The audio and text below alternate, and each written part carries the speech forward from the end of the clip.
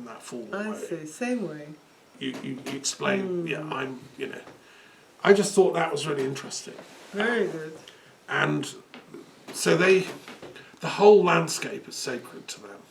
You're talking about tuning into parts of the landscape and getting downloads Right. in Didyma and other places Here as well. and here in occurs. So that's what the Maoris are up to all the time. They're communicating with the spirits of the land. Yeah. The sea is very important, the inlets, the lochs, what we call them in Scotland, the mountains, and there are trails everywhere, which are spirit trails, and that you kind of follow, each of which has a story. Like a ley lines? How is that? Yeah, kind of the same Kind of? idea Oh. that in Britain we call ley lines. Interesting. And yeah, so I just found it fascinating to research. And their deities, one of the cards, we'll see if he comes up later when we do the Tarot of Gods, is Tane. Tane, who is, he's one of the chief deities in the Tarot of the Gods. And I did a lot of research for this book. And he is a profound, deity. So, and he really is the creator god, because in the beginning when the father god and the mother god created the universe, they loved each other so much they wouldn't create any space. They were dominating the whole universe with their lovemaking. They just loved each other, stayed in bed the whole time. And old Tane, and all the kids were born, and they were struggling under the blankets to breathe. They were not having any space. They weren't getting any space. So Tane, being a strong god, it was him who managed to separate the parents and create space between them. And we are that space, this world where we live, between the sky and the earth. And those. So he was regarded as the god of life, particularly the trees and the plants, and everything we have we owe to him. So Tane is an important deity. Yes. So, and there's more details if you're interested. Look up later. If he comes up, I'll go more into it. Wow. About Tane. But may I see how it's spelled? yeah, sure. Okay. You want page.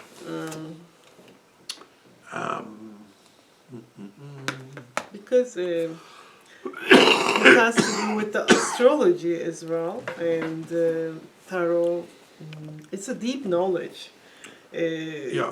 embedded into the cards, but this is a collective human consciousness. That's and cosmic consciousness. Going right back, yes. So he's the six of water in the tarot suit of water, and he's on page. Naughty Thomas didn't put the pages. No in. problem. Sorry. We will find Six it later. of water. I didn't have time. Okay, no problem. But it will come. yeah, he's in there. It will come.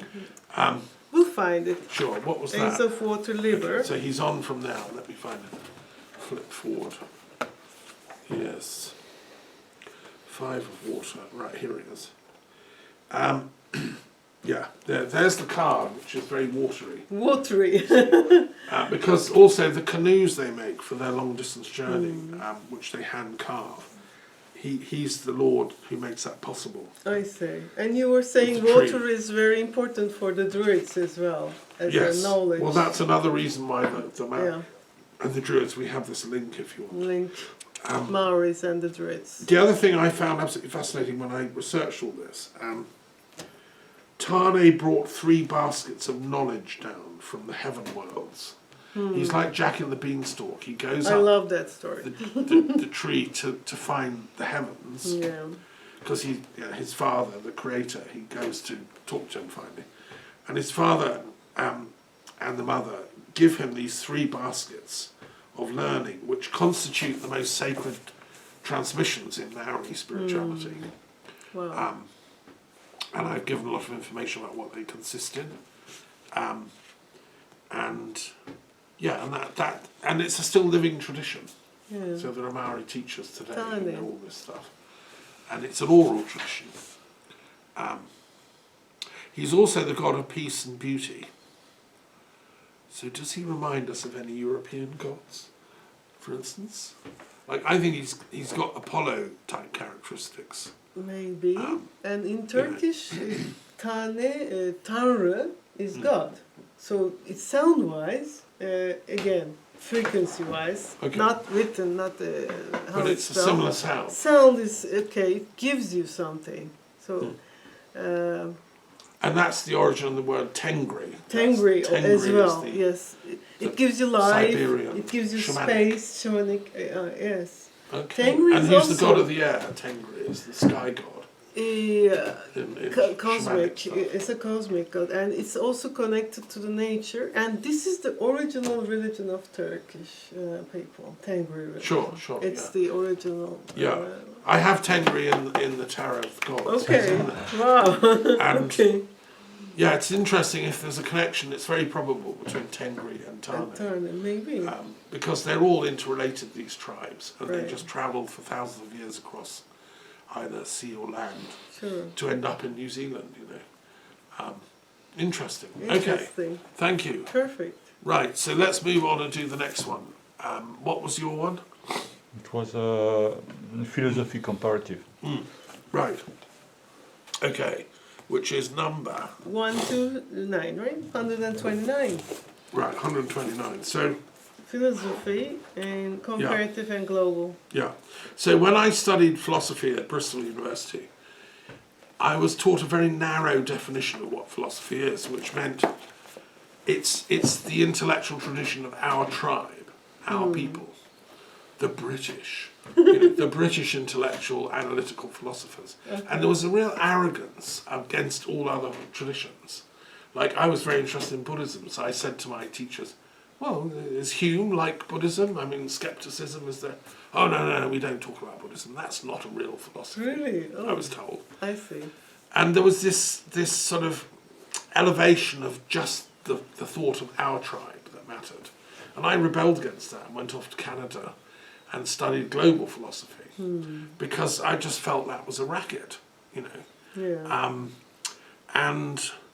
And of course it was going on, say, in the Marxist world. If I'd studied philosophy in Russia at the time, I would have been told, yeah, philosophy, that's Marxism, Russian Marxism, read Lenin, you know. And so you're always taught the philosophy of your tribe. If I was in Turkey, I would have had to read, like, Turkish interpretations of cosmology and, Maybe. you know, etc., etc. So I found my way independently to this idea of global comparative philosophy. Very good. And set out on a mission to do that, Yeah. using the resources of the University of Calgary as a young man in my early 20s, reading the entire Quran, the Bible, the Vedas, the Buddhist sutras, and Kant and Hegel and Marx, Everything. and, you know, everything, right, omnivorously. Because I thought that's what philosophers do. So I wanted to be one. Exactly. Actually, You know, that's what I would Not do. just, it's like going to the doctor and being told you can only have this one little Yeah. bit of medicine. No, you've got to have the whole medicine chest. Sure. Anyway, then I later discovered that I wasn't, thank God, the only one. There is a tradition in philosophy of comparative global philosophy. It's small, there aren't many of us. There's a centre in Hawaii, at the University of Hawaii, that does, called the East-West Centre, that Wow. does comparative global stuff. Comparisons. They look deeply into Japanese, Chinese, Western philosophy and make comparisons. There are places in Japan that have been doing it for 100 years. Japanese Perfect. intellectuals have been comparing Shinto and European thought. Perfect. There are places in Israel who've pioneered this stuff. I wish they're a bit more voluble about links they found with Yes, Arabic and more and publicity, Islamic. that Yeah. accessibility for Yeah. many people too. Because I think Yeah. people are searching for answers of common denominators, as I was trying Yeah. to say. Yeah, yeah. I mean, in Germany, Jena was a great centre for this. Schelling was there in about 1800, and Hegel was there Hegel. writing the Phenomenology of Spirit. And they've been doing this comparative global philosophy since then in Germany. It's like regarded as proper philosophy. if you actually read Hegel, he was a genius at global thought. He mastered all the traditions and the esoteric ones. And he was looking for a universal logic Yeah. that explains them all. You know. So anyway, Karl Jaspers is another name. Hans Kung, who I met at a conference, peace conference in the Vatican, a philosopher. Syed Hossein Nasr, a Persian philosopher, is interested in the global perspective. And so I think the more we can do that, you know, the more we can. I mean, Teilhard de Chardin here in France was doing that. I've just discovered a philosopher in France called Alain, who you may have heard of. He was a philosophy teacher in the 20s and 30s, who was doing something similar. Okay. Camus was, you know, so all philosophers really. And if you go back to the ancient world, Pythagoras and, you know, Plato and so on, they were travellers. Sure. They were travelling They were about. talking to everyone. They going were to learning see whatever they could everything. from different people. Yes. Just like we're learning from you Yeah. coming here all the way to France. So that's an important one. Yes, comparative global philosophy. Yes, any questions about that one before we move on? You can look up in the book. There's a list of Yes, lots of I have famous one. people. Because I've read a testimony of a Japanese guy who was trying to explaining Shintoism Okay. and some traditional practice, and he said it's impossible to communicate through language. Okay. You can give an idea with language, but you cannot catch the essence. Of it. So that's the problem of the way of trying to make global philosophy. That means it should be a collective work. Individually, you cannot have the practice of each. If you know about the Christianity, and if you practice during 40 years, each day doing the rituals, it's not the same level. So I was wondering where is the humility to say that we can find the synthesis or what is the goal of this, because I know it's very important for you. So that's a way of questioning also this work. It was very interesting at the beginning, your discussion about this. It's necessary in our world, in our connected world, that each people can exchange with other people. So that's why this work is very important. But then, for young people who are, as you said, looking for spiritual matters, Yes. which one to choose? I think you're very right, and some things are arranged, as you say, in the Maori culture. If that young person is looking for answers, generating thoughts, that thought is hitting a center like a computer, and then the answer comes. Like, for instance, okay, that person might be having some Tengri inspirations which he didn't know about. He was just, loving the nature, connecting with the trees, things. Then he all of a sudden finds out that Tengri is talking about it, and then is pulled towards this. So it is a matching of the coordinates kind of a thing. That person just needs to ask questions and demand it. It will come to it. It's kind of a cosmic arrangement. I know it's difficult to tell. And another thing, maybe Thomas, if you allow me to, maybe if I talk about my values, you talk about your, and we all talk about our values.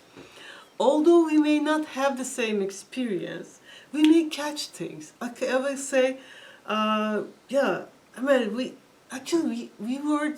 words are different, but it made me feel that we are at the same, meanings. We call it the meaning frequency, like the essence frequency, you say. Like a Communion Like in a- France. In France, we use the Communion? word communion. Yeah, yeah. Which Is is the it- root of communication. it's the same Maybe. word. Ah, okay. Yeah. Maybe, yes. So Yeah. we catch it. And the more we share, the more likely we're kind of living each other's experiences. I think this Yeah. is very nice in terms of completeness, because you said at Peace the as beginning completion. completion. Wholeness. I thought I say it as a wholeness, because Let me try and just what- respond to what- that question yeah, as well. what And then is we'll it? come I on to won- your I one, wonder- because I want to hear from you about your choice as well.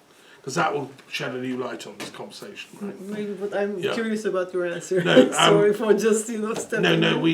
we were discussing this earlier because we were talking in Thalia about language. Yeah, And I mean, it's true that ultimately, ultimate experiential ideation about ultimate reality is probably non-translatable from one system to another.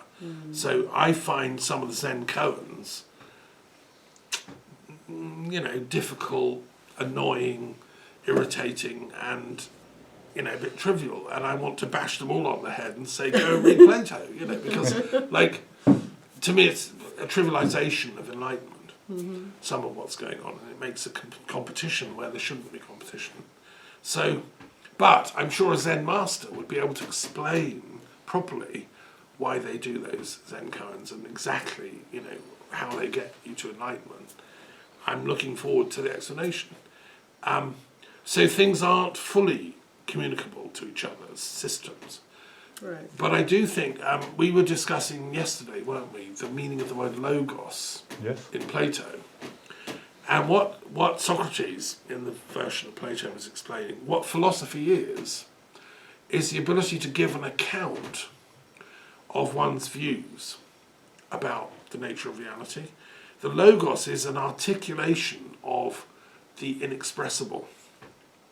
So all philosophy is an impossibility, because each of us has our own private experience of reality, which we don't fully understand. Yeah.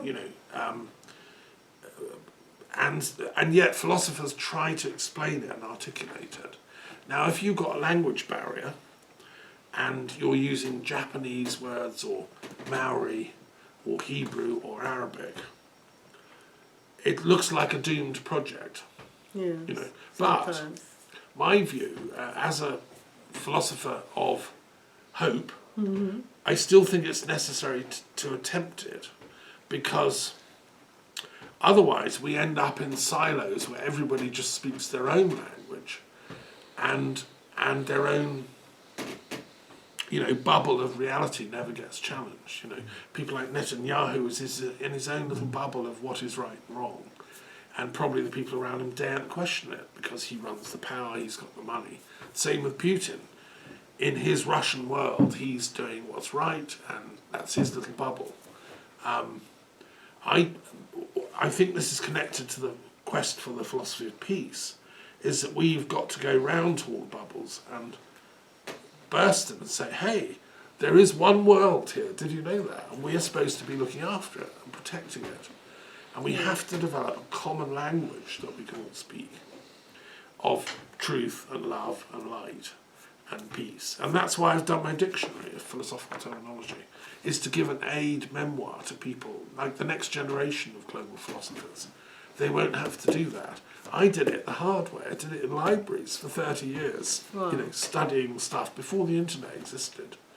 And now I've pioneered that, so that makes it easier for, say, your son in Rome or whatever. That's right. And that's why, to speed it up, because I think we have to speed up the download from ultimate reality, Yeah. because some people have got a bit lost here. And Anyway, that's my attempt to answer. that's a very good Thank you. thing. That's a very enlightening, actually. Well, one tries to do one's best. Now, shall we move on to your choice, which is very exciting? Oh, So tell us the one you've chosen. I have something like cosmology. Of me? 105 is Yes. cosmicism 105. and ufology. Yeah. Right. I call it the cosmic knowledge, maybe. Also, when you call it the cosmicism, right? Would you please Yeah. say? Well, I'll say a few words about this, and What then do I'm you going to hand mean over by to you. No, Yeah, I want to. I'm Sure. curious about your definition. Sure. Okay, so 105. yeah, I'm just going to find out the correct page here. So I spent quite a lot of time with Russian intellectuals. I was actually Oh. coordinator of Philosophers of Peace in Russia. Okay. I did Russian history as part of my degree. I set up a philosophy club at the University of London because I was trying to stop the Cold War. So I discovered that nobody in Britain studied Russian philosophy at all, zero. Hardly any in the West. There was one little centre in Switzerland. And yet we had missiles pointing at them. Like I said, why don't we actually just study what their philosophy is and talk to them? I still You know. do not understand why British people they don't like Russia. French people we like Russia, but they Well, the British people, anyway, that's a whole other story. Thanks Who for that. they So- do like? no. But in history we were In in war, history. but I know, in I peace know. with them I know. against. Okay, I'll come back to you on that point. But by the way, I met an interesting Russian when I was in Stonehenge, who came Oh. into the circle with us from Moscow, From Moscow. a psychotherapist who was visiting Britain, and we had chats after. And so you know, I'm a great respecter of Russian intellectuals, Russian Me too. intellectual life. I've been to the Institute of Philosophy there, and there is a tradition in Russian thought called Cosmism, and it's connected to their discovery of space. These are advanced Russian scientists who invented their space program, which they Yeah. love. Of course. And since the late 19th century, they've been talking about exploring space and visioning when mankind will one day, you know, Live there. well, we already live in space. It's just that we can't hop off and hop We're on. on another planet. We're stuck on this planet. But That's right. Russians have been speculating, you know, about life on other worlds and trying to visit there now. Yeah. I once heard a talk by a Russian colonel at a school in Caen, where I was teaching philosophy. The science department ran a program of visiting lecturers, and this Russian major came and spoke. This is about 10, 15 years ago, about the Russian plan to get to Mars. They'd invented a certain kind of space rocket, and they were going to send it Oh. out. It would take a long time, 5 years to travel there and 5 years back. But the rocket was so big, it would have life support systems, which could then land on the planet, and they could set up a colony, a base, you know. And this was an official Russian project they were working on. Interesting. So, so the Russian intellectuals love space, and this chap Vernadsky was part of it. Chichevsky is another. These guys were inventing rockets. Tsiolkovsky. And so this idea that we can, you know, explore. I mean, the universe is our home, actually. And so the Russians have taken that seriously, but so have they in America, obviously. And there's a similar parallel love of space in the American soul. One of my first ever papers on the philosophy of peace was to a conference on the philosophy of peace, where I made a big thing of the fact that the Russian flag and the American flag both have 5-pointed stars on. The one is red star and the other was the white star of the American flag. And I said, look, aren't they both trying to get us Yes, to look stars. heavenwards? Well, can't we do that instead of blowing each other up? Yeah. Can't we have a combined, you know, collective cosmic exploration of space together? Which is actually Yes. taking place. It's, ISS is, yes, it's already, but not at that time. Yes, It yeah, was I a mean, it dream. is slowly happening. It was a dream, And- now it's happening. Yeah, and then of course there's the exploration of inner space. So ufology, which is something I'm fascinated by, exobiology, you know, life on other worlds. There's been speculation about that for Are centuries. you human? Are you human? Okay. I guess so. So that's all very interesting. Now tell us your take on it and reference us with this Oh, knowledge book? Yeah, Tell us that's how a that knowledge book. fits in. I have been Yeah. working on the knowledge book for 18 years, but I then left to study other knowledge sets, you know.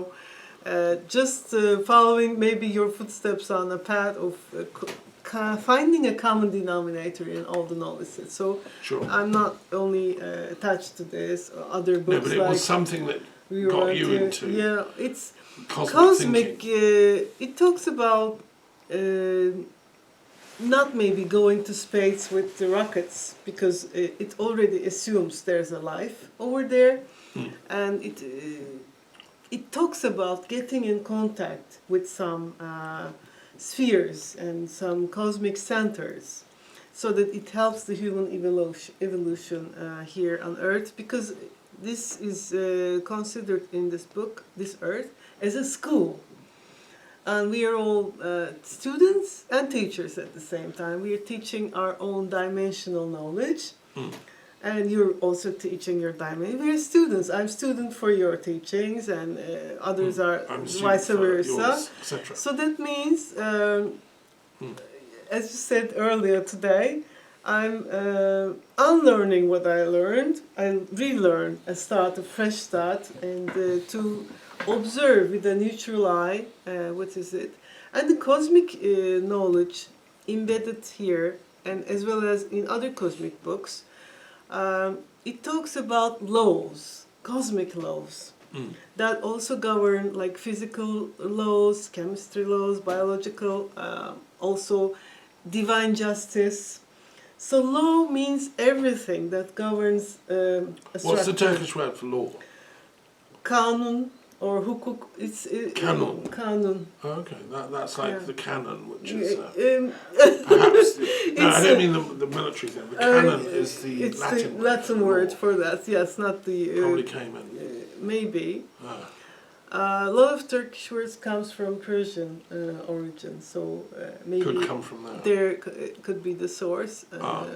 I'm going to get a Turkish etymological dictionary. Yeah, We'll I have would to need that source because you know Turkish is my second language.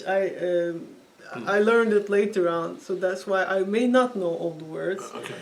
And since I was a child, I'm breaking the words into pieces to understand the roots. Okay, so I told you, my German teacher told me once, it's a very nice word, but it doesn't exist in German. So I may be making up some words as well in English, as well, with different roots and endings.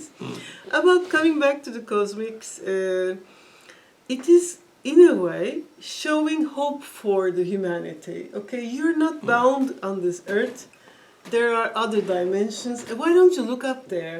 Your job is to ascend, not to descend into, you know, wars, conflicts, killing each other, or you know, not acknowledging the other side, not listening to their points of view.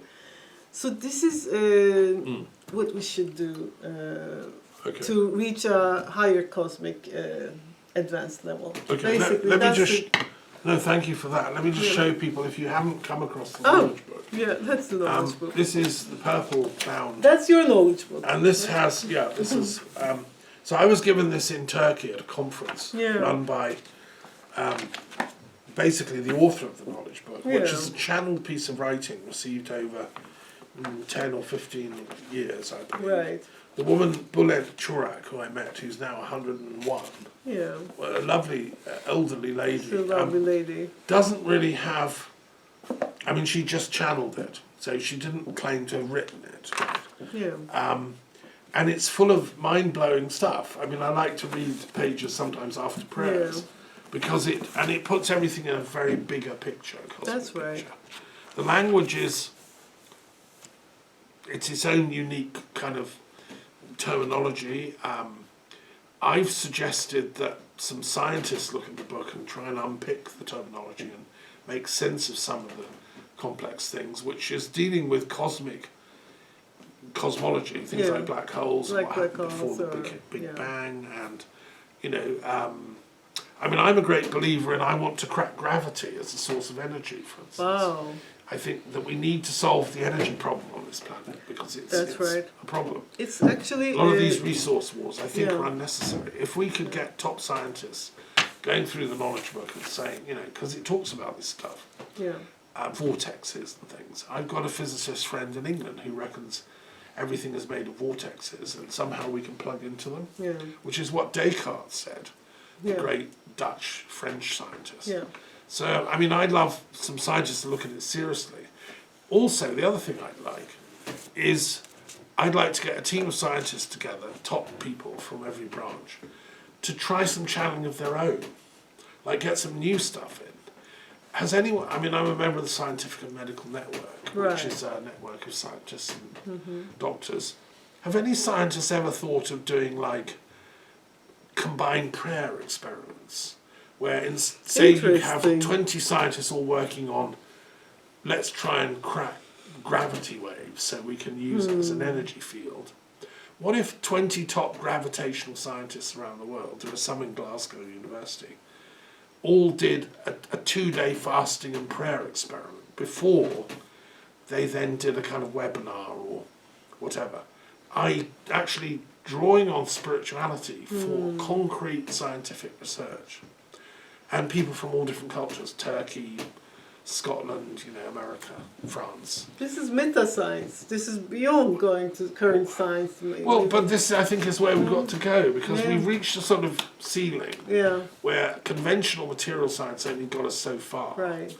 And it doesn't know how to solve the problems. It's just, all it's got is war. Yeah. That's its big thing, you know, nuclear weapons and drones and all that. If we want to make peace, we have to take it up a notch and That's right. get energy sorted, and use AI for advancement of wisdom, That's right. not advancement of confusion. Get AI to work for humanity, not against us. Yes. Yeah, there's a lot of stuff needs doing, and I'm just saying, why can't scientists combine with spiritual samples? Is anyone doing that in Turkey? You know? I don't know.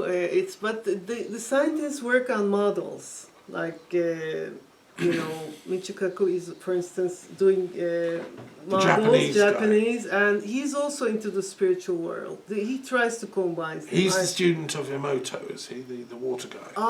I think Nemoto is the student of... Who you're hoping to see soon? I hope to see him soon, Yeah. and maybe I will make you meet together, because Sure. you have a lot of to say in terms of water, meaning and roots, and he codes the water. He talks about fourth dimensional water as a plasma carrying knowledge. It's a, I mean, I don't want to step I into love his that. Yeah. area. It's not It's profound stuff. respectful, water. but it's a very advanced what he is doing. So he should be meeting you Well, and put us in in touch. And person. Yeah, I would Yeah. love to do that. I will go to Japan next month. Maybe I will meet him in person. who was the other guy you were talking about then? Michio Kaku is a physicist. He's a futurist, and I will send his books to you if you want to read. The thing is, scientists are more into the linear thought, cause and effect, you know, logical sequencing. It is like provable things. Spiritual world is coming to, you know, not provable. You cannot prove. Well, I think we're getting So- to the point where we can prove it. Okay, yes. Yeah, and that's why we have to invent these kind of... Yes. So what I was suggesting is an empirical test using prayer to advance new research. My theory is that 10 of the scientists will come up with brilliant new ideas and crack it. Either it will or it won't. Let's do it as an experiment.